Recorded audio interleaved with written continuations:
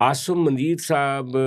کے بارے میں اس نے کہا ہے، شیر افضل مرور صاحب رکن قومی اسمبلی جو پی ٹی آئی کے ہیں، ابھی تک ممبر ہے قومی اسمبلی میں، انہوں نے کہا کہ جب ٹرمپ صاحب نے اپنا اقتدار سنبھالا تھا تو اس کے بعد انہوں نے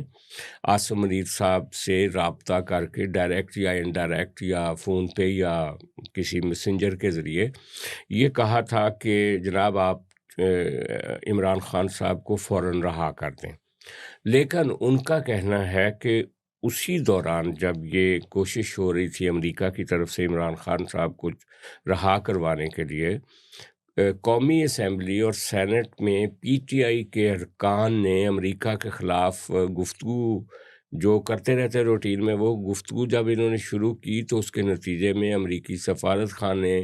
نے جو رپورٹنگ کی تو اس کے بعد امریکہ نے اور ٹرمپ نے اس پہ زور دینا چھوڑ دیا کہ اس کو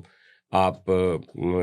جو اڈیالہ جیل کے قیدی عمران خان صاحب، ان کا فیصلہ پھر آپ خود ہی کریں، ہم اب اس میں انٹرسٹ نہیں لیتے۔